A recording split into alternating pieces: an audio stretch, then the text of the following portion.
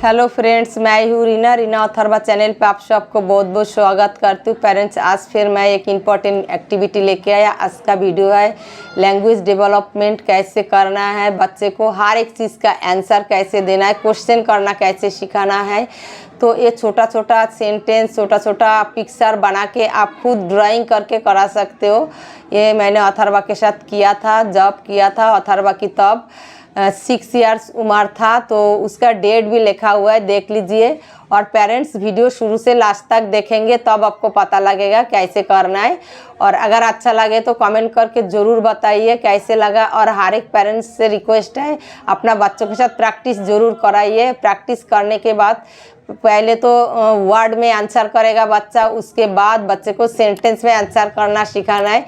कैसे मैंने अथर्वा के साथ काम किया। काफ़ी पेरेंट्स को एक क्वेश्चन रहता है, स्कूल का पढ़ाई का जो क्वेश्चन होता है उस क्वेश्चन का आंसर कैसे अथर्वा देता है, कैसे अथर्वा बिना देख के लिख लेता है। तो ये एक्टिविटी आप कराएंगे तो आपका बच्चा भी स्कूल का जो क्वेश्चन का आंसर होता है, हर एक क्वेश्चन का आंसर बच्चा दे पाएगा। तो उसके लिए पूरा स्टोरी समझाना होता है। अगर शुरू में आप क्लास की स्टोरी समझाने जाएंगे तो बहुत बड़ा स्टोरी होता है, वो बच्चे को समझ नहीं आता है। इसलिए स्टोरी आप खुद से 2 पिक्चर बना के छोटा छोटा स्टोरी खुद से लिखेंगे और बच्चे को समझाएंगे।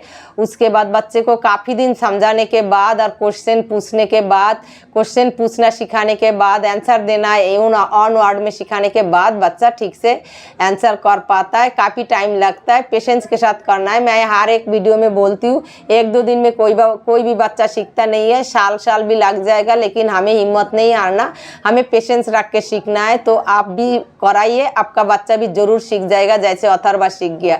तो देखिए, अथर्वा जो साल में अथर्वा को जब मैंने प्रैक्टिस शुरू किया था, उस नोटबुक भी मैं आप लोग के साथ शेयर कर रही हूँ, दिखा रही हूँ। उसमें डेट भी लिखा हुआ है, कैसे टीचर ने उसको लिख दिया था, कैसे टीचर ने ड्राइंग कराया था।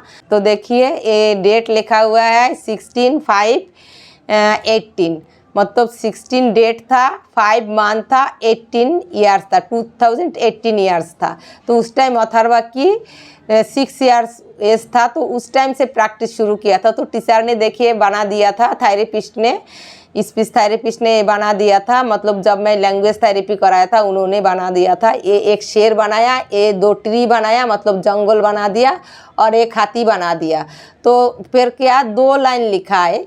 एक शेर था, वो जंगल में रहता था, उसका हाथी दोस्त था। तो ये छोटा 2 लाइन किया है। तो 2 लाइन अगर आप रोज़ प्रैक्टिस कराएंगे और पिक्चर दिखाएंगे तो बच्चे ज़रूर सीख जाएगा। तो मैं ऐसे उसके ऊपर फिर क्वेश्चन करना है। मैंने ऐसे ड्राइंग बना लिया, कैसे भी करके। ऐसे जैसे मैंने हाथी का और शेर का बनाया, ऐसे आप चूहा की बना सकते हो, लोमड़ी का बना सकते हो, फिर डाक का बना सकते हो, मतलब पिजन का बना सकते हो, चींटी का बना सकते हो। जैसे आपका माइंड में जो जो स्टोरी आए उसका ऐसे बनाओगे, पिक्चर बनाओगे, जंगल बनाओगे या नदी बनाओगे, जो बनाना चाहते हो बनाओगे। और ज़्यादा लाइन नहीं लिखना है, स्टोरी के ऊपर 2 लाइन लिखना है।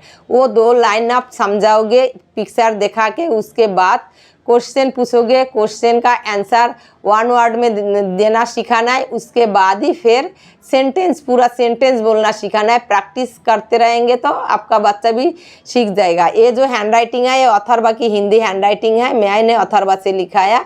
तो यहाँ पर क्या लिखा है, अथर्वा पढ़ के सुनाओ। मैंने पहले अथर्वा के साथ ऐसे पढ़ती थी। पहले तो शुरू में मुझे हिंदी नहीं आती थी, फिर अथर्वा के साथ मैंने हिंदी भी सीख गया था। एक शेर था, वो अभी आप चुप करो, मामा आपको समझा रहा है, ओके। जैसे आप छोटा था ना, जब आपको समझ नहीं आती थी तब तो आप दूसरी तरफ देखते रहते थे और मामा स्टोरी समझाते थे, लेकिन आपको समझ ही नहीं आते थे। फिर मामा तुम्हें ऐसे करके बुलाते थे, बेटा देखो एक शेर था, ये शेर है बेटा, वो जंगल में रहता था। कहाँ रहता था, देखो जंगल में ट्री होता है, पेड़ पौधा होता है। शेर जंगल में रहता था। एक हाथी उसका दोस्त था, फिर लिख दिया मैंने, एक हाथी उसका दोस्त था।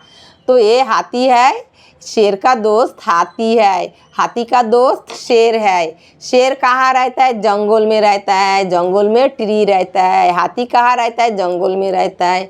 हाथी का दोस्त कौन है? शेर है। शेर का दोस्त कौन है? हाथी है। तो ऐसे करके समझाना है। वीडियो ज़्यादा बड़ा नहीं बनाएंगे, छोटा ही बनाएंगे, लेकिन आप लोग अपना तरीका से प्रैक्टिस कराइए।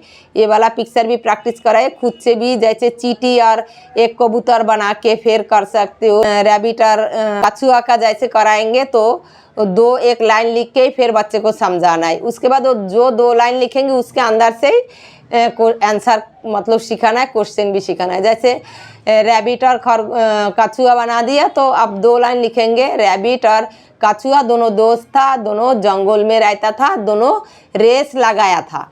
तो ऐसे उसके ऊपर ऐसे पिक्चर बना के सिखाएंगे, समझाएंगे तो बच्चे को धीरे धीरे साल भर में समझ भी आ जाता है और क्वेश्चन आंसर करने भी लग जाता है। तो ऐसे अथर्वा को सिखाया, फिर अथर्वा को मैंने ऐसे फिंगर पॉइंट करके दिखाया। तो जब अथर्वा को ये सिखाया था तब हिंदी रीडिंग करना अथर्वा को नहीं आता था। मैं रीडिंग करके सुनाती थी स्टोरी और उसको बोलती थी एक शेर था, ये शेर है बेटा। शेर कहाँ रहता था? देखो ये ट्री है, जंगल में रहता था शेर। और वहाँ पर एक हाथी था, वो शेर का दोस्त था। ये देखो हाथी एनिमल, ये एलिफेंट है, एलिफेंट को हाथी कहता है। और शेर किसको कहता है?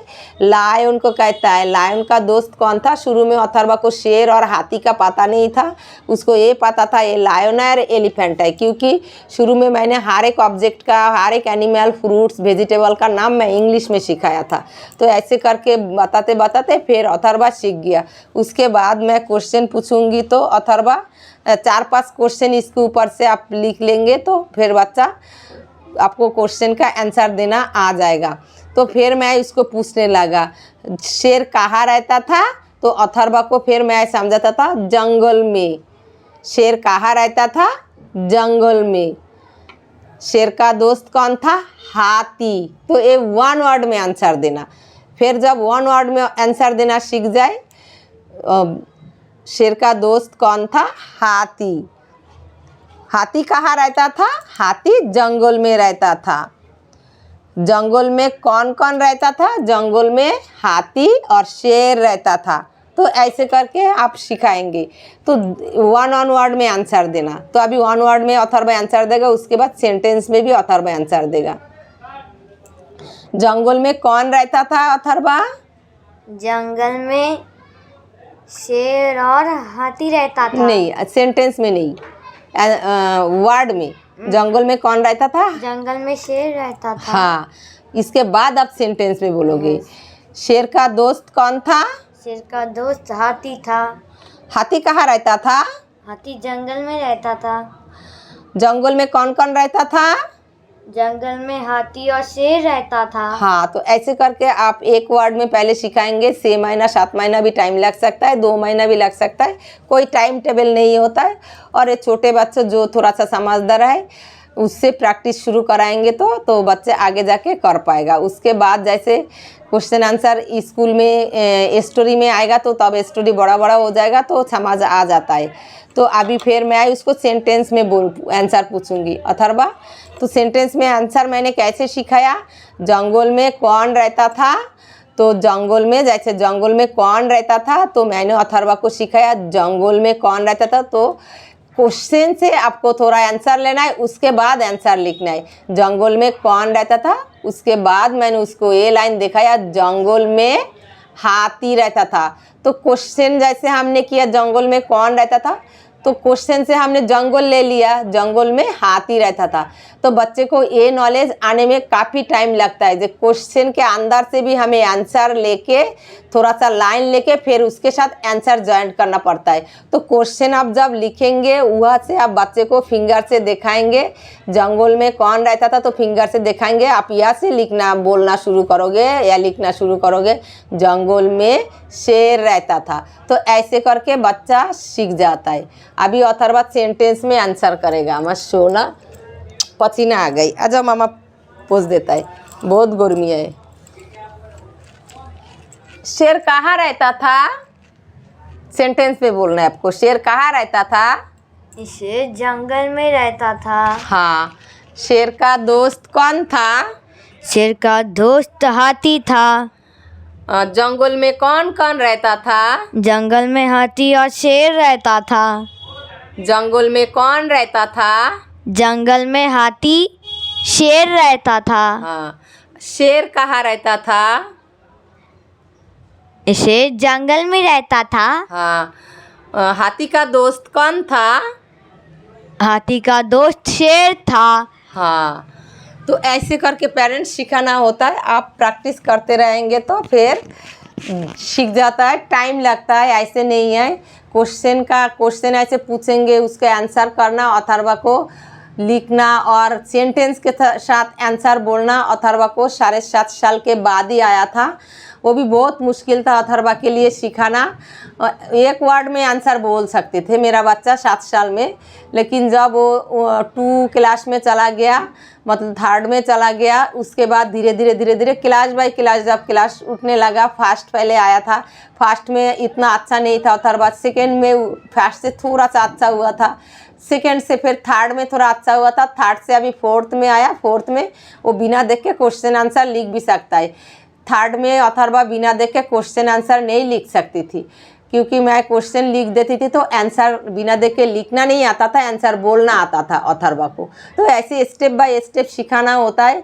शुरू में ही अगर हम फर्स्ट क्लास में प्रैक्टिस कराए और शुरू कर दे बच्चे से, क्वेश्चन भी लिख दूँ और आंसर भी को बच्चे लिख दे, तो हमारे बच्चे के लिए मुश्किल होता है।